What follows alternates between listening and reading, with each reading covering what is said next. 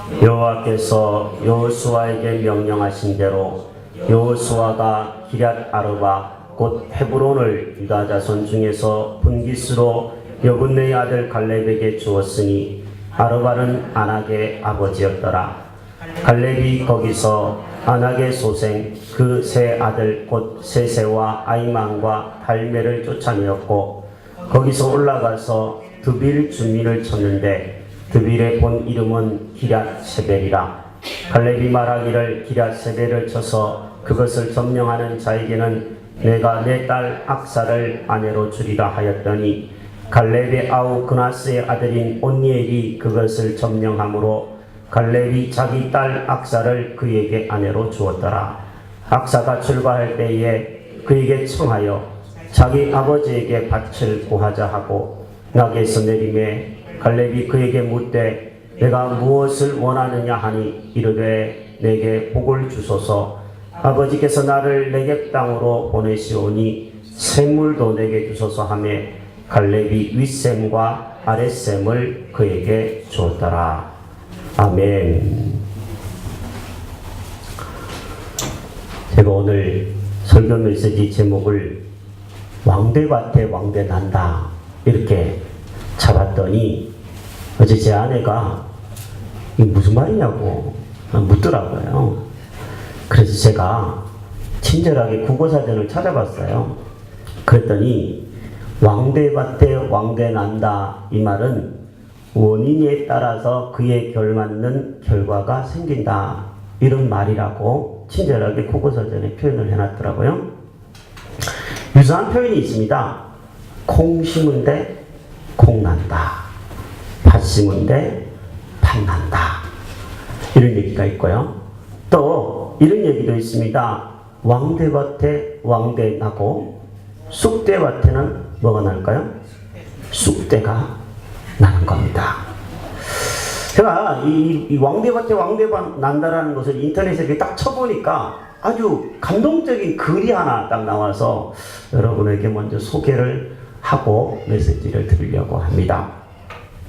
이 글은 백범 김구 선생님 서거 50주년을 기념하여서 전국 웅변대회 때 웅변을 했던 글 중에 일부분입니다.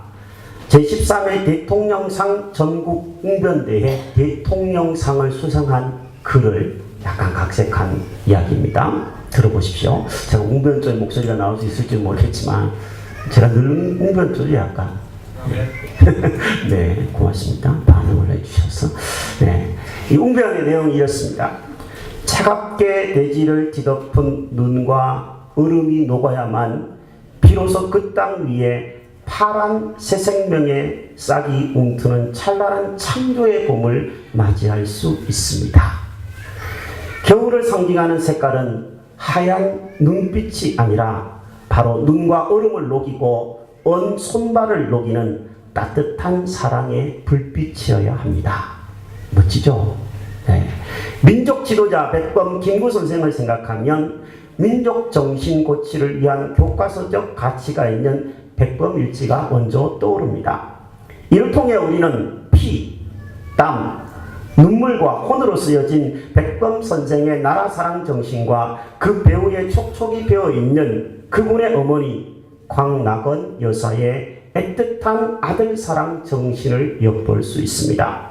1910년 백범 선생께서 군사학교를 세우려고 자금을 모으는 일을 하시다가 검거되어 15년 징역형을 선고받고 서대문 형무소에 수감되셨습니다. 그때 광낙원 여사님은 면회를 가서 아들아, 난 지금 네가 경기 감사를 하는 것보다 훨씬 더 기쁘고 자랑스럽다 라고 하면서 당당하고 굳건한 의지를 보여주시며 감옥 속의 아들에게 힘과 용기를 불어넣어 주셨습니다.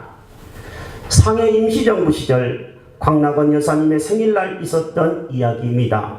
그날 아침 국무위원들은 모처럼 진수성찬을 기대하며 모였는데 광낙원 여사님은 밥상은 차리지 않고 보따리 하나를 들고 들어와 조심스럽게 푸셨습니다. 그 속에는 권총 2자루가 나왔습니다. 그 자리에 모인 사람들은 모두 의아한 표정으로 곽 여사님을 바라보았습니다.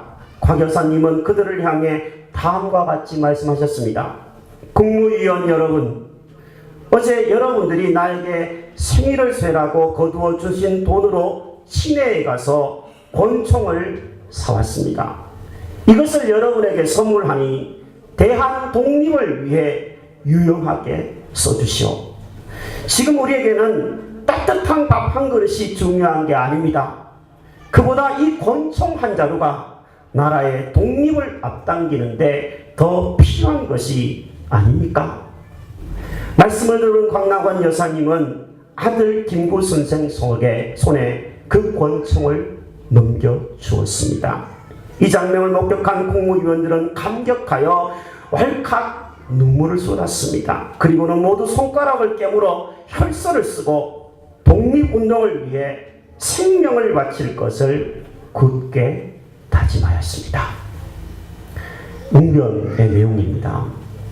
제가 뭐 웅변가는 아니라서 목소리에 힘을 줘서 좀 읽기는 읽었는데, 백범 김구 선생 정말 우리나라에서 존경받는 나라의 지도자죠. 이 김구 선생님의 뒤에는 애국의 토건과 열정이 식지 않았던 어머니 광락원 여사님의 아들 사랑, 나라 사랑이 있었기 때문에 백범 선생님이 있었는 줄로 압니다. 이런 것을 일컬어서 그 어머니의 그 아들이다, 혹은 왕대밭에 왕대난다, 이런 말로 표현을 할 수 있습니다. 오늘 우리는 갈렙이라고 하는 사람의 가정을 살펴볼 것입니다. 지난주에 우리는 갈렙 한 사람을 살펴봤는데 오늘은 그 가정을 살펴보려고 합니다. 갈렙과 그 딸 악사, 그리고 조카이자 사위가 된 온니엘을 함께 살펴볼 것입니다. 그래서 갈렙의 가정에 어떤 왕대들이 나왔는지, 갈렙의 가정은 왕대가 어떻게 되었는지에 대해서 살펴보면서 오늘 우리의 가정을 돌아보고 우리 자신의 신앙을 돌아보는 기회가 되기를 바랍니다. 먼저는 갈렙을 지난주에 이어서 한 번 더 살펴보겠습니다.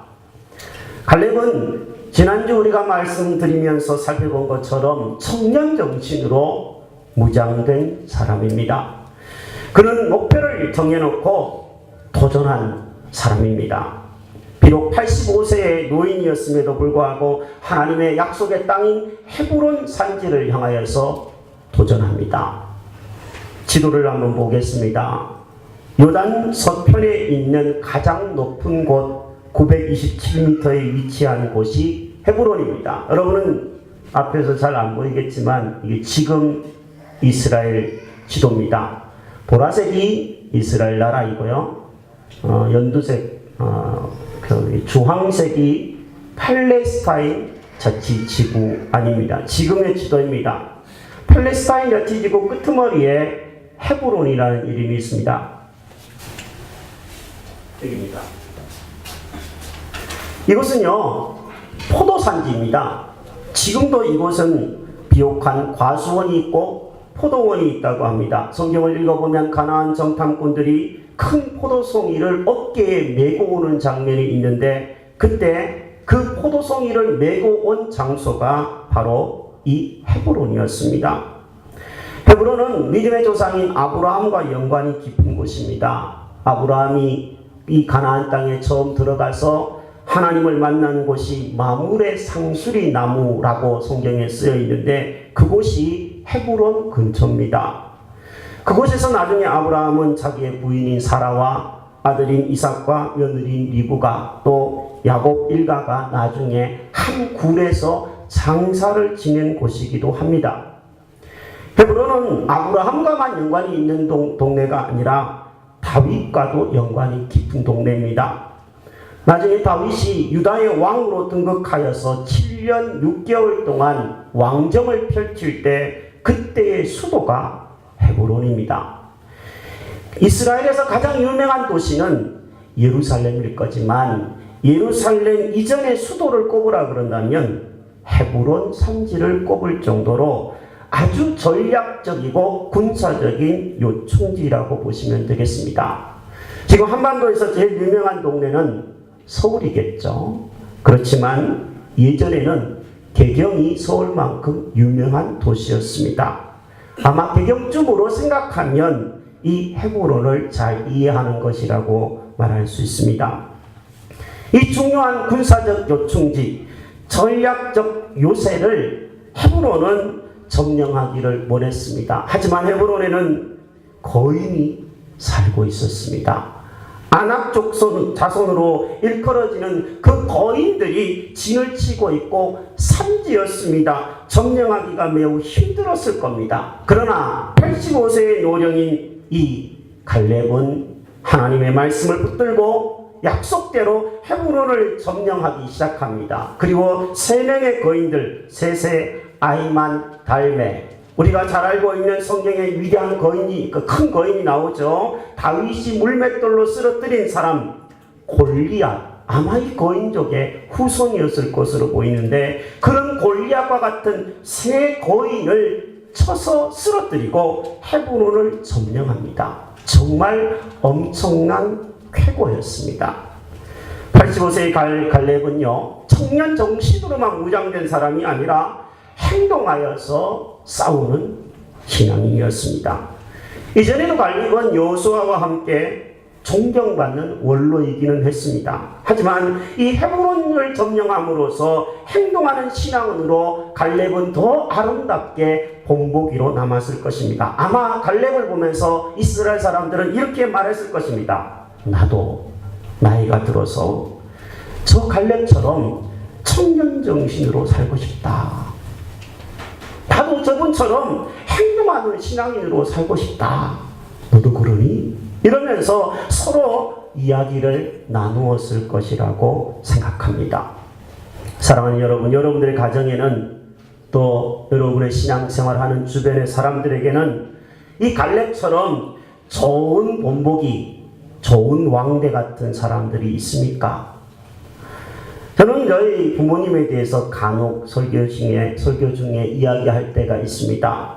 저는 저희 부모님이 예수를 믿지 않는 가정에서 예수를 믿고 목회를 했습니다. 사실 쉽지 않은 길이었습니다. 그런데 원망이 아니라 항상 부모님을 생각하면 감사합니다. 왜 그러냐 하면 부모님은 비록 예수를 믿지는 않으셨지만 평생을 성실한 모습을 보여준 좋은 왕대밭들이었기 때문에 저는 부모님을 보면서 늘 감사함으로 좋은 모습을 본받으려고 노력하고 있습니다. 30대 초반에는 이런 일들도 제 목회 현장에 있었습니다. 한두 번 말씀드린 적이 있는 것 같은데, 제가 처음 교육전도사로 사역했던 교회에서 저보고 30대 초반의 어린 나이인 저보고 담임 목사님을 해달라고 전화가 온 적이 있었습니다. 그 교회에는 성도님들이 연이어 담임 목사님들이 교체되는 바람에 몹시 힘들어하고 있었습니다. 지금 우리 교회 정도의 규모밖에 되지 않는, 크지 않은 교회였습니다. 생각하다가 아마 저에게까지 연락을 했던 것 같습니다. 그런데 저는 갈 수가 없었습니다. 당시 저는 30대 초반으로 이제 각 목사 안수를 받은 어린 나이였기 때문에 더더욱 갈 수가 없었던 겁니다. 저는 그때 이런 생각을 한 적이 있습니다. 담임 목사가 교체되는 것은 이렇게 큰 일이구나 생각한 적이 있습니다. 저는 모르겠습니다. 제 능력이 부족하고 제 영향력이 부족한 부분들이 많이 있을지 몰라도 희망의 교회를 세운 이상 갈렙과 같은 목사로서 꾸준히 끝까지 제게 주어진 소임을 다하는 것이 하나님이 저에게 맡기신 직분이 아닐까 생각해 봅니다. 세월이 지나도 자리를 지켜주는 정갈렙이 되고 싶습니다. 저는 여러분들도 희망의 교회에 갈렙과 같은 분이 되기를 진심으로 소망합니다. 저와 함께 세월이 지나도 자리를 지키는 박갈렙이 나오기를 바랍니다. 목표를 갖고 함께 도전하는 김갈렙, 송갈렙, 장갈렙, 배갈렙들이 많이 자리를 지킬 수 있을 때 우리 희망의 교회는 왕대밭이 되어서 많은 왕대들이 나타나게 하실 줄로 믿습니다. 부모라면 부모의 소임을 다하는 부모의 갈렙이 될 때 그 자녀들은 자연스럽게 왕대들이 되어질 줄로 압니다. 갈렙은 헤브론만 점령한 것이 아닙니다. 거기서 멈추지 않았습니다. 드빌이라고 하는 곳까지 공략하기 시작합니다. 지도를 한 번 더 보겠습니다. 드빌이라고 하는 동네는 어디 있느냐면, 이번에는 지도에 색깔이 좀 칠해져 있죠. 이스라엘의 12지파가 땅을 분배받았던 그 그림을 지도로 만들어 놓은 것입니다. 헤브론은 유다라고 하는 남쪽에 여기에 있습니다. 작아서 안 보이죠? 밑에 보면 드빌이라고 하는 곳이 여기에 있습니다. 헤브론이 군사적인 요충지로서 아주 이 가나안의 수도였다면, 드빌은 학자의 촌으로 일컬어지는 교육의 도시였습니다. 매튜 헨리라고 하는 주석학자는 이 드빌을 이렇게 설명을 했습니다. 갈렙이 이 성문을 정복하고 싶었던 것은 이스라엘 백성들로 하여금 발달된 가나안의 학문을 교육받을 수 있도록 하는 데 목적이 있었던 것 같다. 정말 중요한 정신적인 수도가 바로 드빌이었다라는 뜻이겠죠. 드빌을 공격할 때 등장하는 사람이 한 사람이 있습니다. 바로 온니엘이라고 하는 갈렙의 사촌 동생 조카입니다. 갈렙은 드빌로 공격해 올라가면서 한 가지 공약을 내세웁니다. 16절 말씀에 보면 기라세벨 즉 드빌을 쳐서 그것을 점령하는 자에게는 내가 내 딸 악사를 아내로 줄 것이다 라고 하는 공약을 내세웁니다. 아니 목사님, 그래도 그렇지 어떻게 전쟁터에서 자기 딸을 자기 딸을 내세워서 성을 공략하는, 이건 좀 너무한 거 아닌가요? 이렇게 보는 사람이 있을 것 같아서 전혀 그렇지 않다라는 말씀을 드리려고 합니다. 전쟁터에서 딸의 사윗감을 공약으로 내세우는 것은요, 성경에 여러 곳에 나옵니다. 다윗 왕도 자기가 이 예루살렘을 점령할 때 이 예루살렘을 점령하는 사람에게는 내가 내 장수들 중에 수장을 삼겠다 라고 말하면서 공약을 내세웠을 때 유명한 장수가 나타나서 공약을 이루고 결국에는 다윗의 수족이 되는 것도 나오고요. 또 사울왕이 골리앗과의 싸움에 앞서서 이기는 사람에게 자기 딸 미갈을 주겠다고 공약한 성경 구절도 나옵니다. 이처럼 과거에 이 한참 전쟁이 왕성하던 시대에는 아주 강한 사윗감을 얻기를 바랐기 때문에 딸을 공약으로 내세워서 이 드빌을 공격하기를 이 갈렙은 힘썼습니다. 드빌 공략에 앞서 나타난 장수가 누구냐 하면 갈렙의 조카 온니엘입니다. 이 온니엘은요, 목숨을 걸고 아마 이 드빌을 공략했을 것입니다. 많은 위험한 상황들도 견뎌야만 했을 것입니다. 성경에 나와 있지 않지만 우리가 그걸 충분히 상상해 볼 수 있습니다. 그런데요, 이 갈렙은 성경에 여러 차례 이름이 나오지만 온니엘은 여기에서 성경에 처음 나옵니다. 사사기에 그 다음에 나오는 구절들이 하나 있긴 하지만 온니엘은 여기에서 처음 그 이름이 나오는, 어떻게 보면 평범한 사람이었습니다.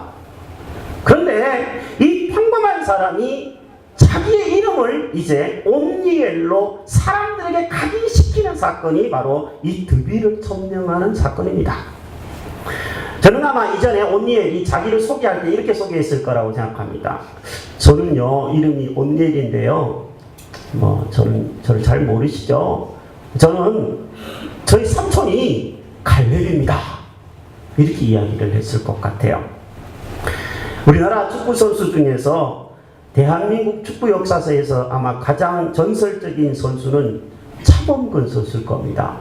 저는 어릴 때 노래를 불렀던 기억이 납니다. 차왔다 차왔다 차범근, 네, 이런 노래를 불렀던 기억이 나는데 뭐 그런 노래가 있을 정도로 아주 유명한 축구 선수죠. 이 차범근 선수는 1970년대 대한민국 국가대표 축구 선수였습니다. 독일로 건너가서요 뛰어난 성적을 거둔 세계에서도 유명한 축구 선수입니다. 근데 이 사람의 아들도 축구 선수예요. 누군지 아세요? 관심 있는 분들은 아시죠? 차두리라고 하는 축구 선수입니다. 근데 이 차두리라고 하는 선수가 자기가 분명히 축구 선수인데 자기 아버지가 차범근이에요. 그래서 이 차두리의 소원이 뭐냐면 차범근의 아들 차두리가 아닌 차두리 선수로 불리는 게 소원이었다라고 늘 말을 했던 사람입니다. 참 다행스럽고 감사한 것은 그의 입장에서는 나중에 사람들은 차범근의 아들 차두리가 아니라 진짜 차두리 선수를 뛰어난 선수로 칭해주고 그는 작년에 축구 국가대표를 은퇴했습니다. 왕대가 때 왕대가 난 좋은 케이스들입니다. 결국에는 이 드빌 공략에 성공한 온니엘은요 자기의 이름을 얻게 됩니다. 갈렙의 조카가 아니라 온니엘이라고 하는 이름을 얻게 되고 유명세를 타게 되고 이 일을 계기로 온니엘은 훗날 나라가 위기에 처했을 때 하나님이 온니엘을 지도자로 뽑아가지고 처음 세운 사사가 됩니다. 여러분 이 작은 성 하나를 공략한 것이 아내를 얻는 것이기도 하고 또 여러가지 복을 얻는 것이기도 했지만 나중에는 나라에 쓰임받는 인물이 되어지는 하나의 계기가 되었다는 얘기입니다. 여기 계신 남자분들 저를 포함하여서 우리 남자분들은 이런 온니엘 같은 믿음의 장수가 되기를 바랍니다. 그것을 위해서는 먼저 부모님에게서부터 좋은 것을 본받게 되기를 바랍니다. 부모가 왜 아쉬운 게 없겠습니까? 왜 부모가 우리의 부모가 어디 완벽합니까? 하지만 좋은 부분을 본받고 이 갈렙에게서부터 좋은 부분을 본받아서 온니엘이 훌륭한 사윗감이 되었듯이 우리의 부모의 세대에게서부터 나쁜 부분을 본받지 말고 좋은 부분을 본받는 일들에 힘쓸 때 저와 여러분들도 믿음 안에서 귀한 온니엘과 같은 장수가 될 줄로 믿습니다. 교회도 그렇습니다. 목사가 왜 아쉽지 않겠습니까? 목사도 사람이고 우리 교회처럼 작은 교회 왜 아쉬운 부분이 없겠습니까? 하지만 좋은 부분들을 본받으려고 노력할 때 여러분들에게 더욱 또한 은혜가 되어질 줄로 믿습니다. 저와 여러분들이 온니엘과 같은 좋은 왕대가 되기 위해서 우리의 부모의 세대에서부터 좋은 것들을 물려받는 본받는 사람들이 될 수 있기를 바랍니다. 이 본문에 한 사람 더 등장하는 사람이 있는데 그것은 갈렙의 딸인 악사입니다. 이름이 재미있죠? 악사, 노래하는 사람인 것처럼 느껴지는데 그런 사람은 아니고요. 이 악사는 한마디로 현숙한 여인, 아주 지혜로운 여성이었습니다. 악사는 결혼을 합니다. 이제 온니엘과 결혼을 합니다.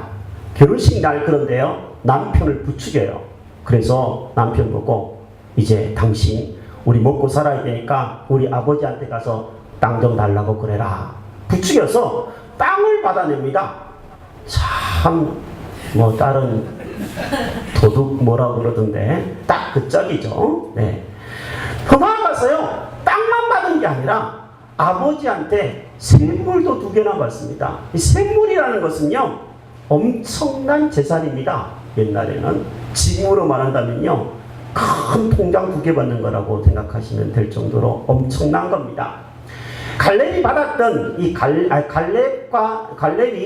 이 딸과 사위에게 주었던 땅 이름이 여기 나옵니다. 네겝이라는 땅 이름으로 나오는데 이 네겝은 강수량이 많지 않은 땅입니다. 그야말로 광야입니다.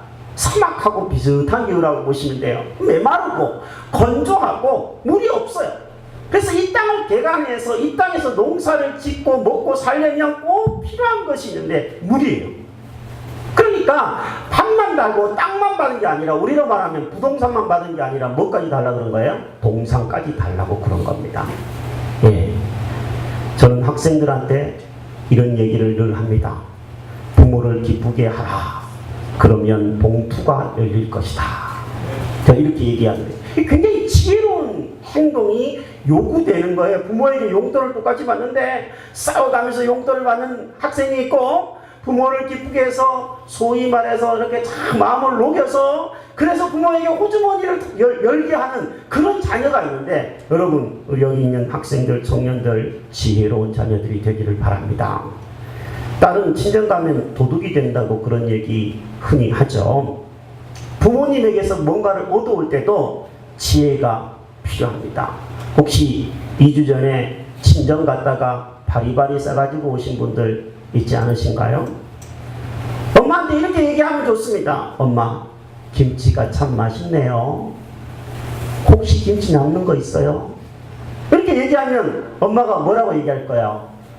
김치 없어! 이렇게 얘기하겠습니까? 가져가라 가져가. 네. 그럴 거 아닙니까? 아빠, 원래 고구마가 참 맛있네요. 우리 박서방이 고구마 좋아하는데. 그러면 고구마 없다. 그러겠습니까? 가져가라 가져가. 그럴 거 아니에요. 아버지, 전기장판 안 쓰세요? 우리 아들 겨울에 전기장판 없이 그냥 자는데. 그러면 야, 그거 내가 써야 된다. 그렇게 말할 아버지는 이 세상에 없어요. 있어요? 있어? 네. 아버지의 마음을 기쁘게 하십시오. 부모의 마음을 기쁘게 하면 그 부모가 뭐가 아까운 것이 있어서 자식보다 아까운 것이 어디 있겠어요. 부모가 자식에게 좋은 것 준 줄로 압니다. 이 악사는요 아주 지혜로운 여인이었어요. 성경을 읽어보면 이 사람이 아버지를 만나는 순간에 이 갈렙을 만나는 순간에서 말에서 내리는 장면이 나옵니다. 그런데 그게 원어를 읽어보면 말에서 떨어지듯이 내렸다 이런 뜻이에요. 아버지를 말 위해서 그냥 본 게 아니라 아버지의 눈높이에 맞게 내려앉아서 아버지에게 공손한 태도로 아버지 밭을 주셨는데 셈이 없네요. 밭 주셨으니까 셈까지 주면 안 될까요? 이렇게 아버지의 마음을 얻었기 때문에 아버지가 군말 없이 기쁨으로 샘물까지 준 줄로 압니다. 사랑하는 여러분, 여기 여자분들이 계신데 특히 여자분들은 남편의 마음을 녹이시기를 바랍니다. 하나님 아버지의 마음을 먼저 기쁘게 하는 사람이 되기를 바랍니다. 그래서 하나님 아버지의 마음을 기쁘시게 하면서 구할 때 하나님은 우리에게 필요한 것들, 좋은 것들 주실 수밖에 없는 줄로 압니다. 하나님을 기쁘시게 하는 것, 그것이 우리가 무엇을 요구하고 간구하고 구하는 것보다 먼저라는 것들을 기억하는 우리 여성도님들 특히 될 수 있게 되기를 바랍니다. 자, 말씀을 마무리해 봅니다. 갈렙이라고 하는 믿음의 왕대 옆에 온니엘이라고 하는 사위 왕대가 났습니다. 갈렙이라고 하는 믿음의 왕대 옆에 악사라고 하는 딸 왕대가 났습니다. 여러분, 어떻게 이런 일이 가능한 걸까요? 대답은 간단합니다. 왕대의 밭이 없기 때문에 왕대가 나는 것이고 갈렙이 왕대였기 때문에 온니엘이라고 왕대가 옆에 있고 악사라고 하는 왕대가 옆에 난 겁니다. 갈렙의 가정은 왕대 밭이었습니다. 사랑하는 여러분, 여러분과 저의 가정이 왕대 밭이 되도록 만들어 가십시다. 세상의 소식을 요즘에 듣잖아요. 왜? 그야말로 쑥대밭 같은 가정들에 대한 이야기가 너무 많이 보도되고 있어요. 자식을 죽였다, 살해했다, 어디 묻었다, 그런 소식들이 한껏 보도되니까 계속 보도되잖아요. 여러분, 그런 소식 너무 많이 듣지 마세요. 너무 많이 보지 마세요. 차라리 내 안에, 우리의 가정 안에 혹시 저 사람들 할 정도는 아니지만 쑥이 자라고 쑥대밭과 같은 그런 모습들이 혹시 없는지 그것을 점검하고 그 쑥뿌리를 펴내는 일들에 먼저 시간을 내야 될 줄로 압니다. 우리 가정예배를 왜 드리자고 그럽니까? 왜 아들 붙잡고 기도하자고 얘기합니까? 왜 말씀 보자고 얘기합니까? 그 다른 이유 없습니다. 우리 가정을 쑥대밭처럼 계속 내버려 두는 것이 아니라 왕대밭 만들기 위한 작업인 줄로 압니다. 특히 부모님, 부모가 된 사람으로서 우리에게는 책임이 있습니다. 우리의 가정의 자녀들이 왕대로 자라기 위해서는 부모가 먼저 왕대밭이 되어지고 가꾸어야 될 줄로 압니다. 그것을 행하는, 그래서 여러분의 가정에, 우리의 가정에 왕대들이 많이 나올 수 있는 복된 가정이 되기를 축복합니다. 만들어 갔으면 좋겠습니다. 저도 이 기독교 뉴스 같은 것들을 이렇게 살펴보면요, 뭐 우리나라 뉴스의 특징이 그렇지만 왜 교회들 소식이 그렇게 엉터리 같은, 정말 엉망 같은 교회들에 대한 이야기가 많이 보도되는지 모르겠어요. 그야말로 한국 교회가 꼭 쑥대밭과 같은 그런 느낌이 들 때가 있어요, 뉴스를 볼 때마다. 그런데 여러분, 저는 아까 말씀드렸던 것처럼 목회자가, 목사가, 또 우리 전사님 계신데 목회자가 먼저 우리 교회에서 왕대가 되기를 힘쓸 것입니다. 소그룹 리더들, 교사들, 앞서 섬기는 사람들 다 왕대들이 되기를 진심으로 힘썼으면 좋겠습니다. 먼저 여러분 한 사람 한 사람이 충성스러운 왕대가 될 때 우리 주변에 이 희망의 교회 안에 함께 왕대들이 나와서 이 교회가, 희망의 교회가 왕대 밭이 될 수 있기를 바랍니다. 그래서 하나님 기뻐하시는 아름다운 공동체, 왕대밭과 같은 공동체 만들어갈 수 있게 되기를 주의 이름으로 부탁합니다.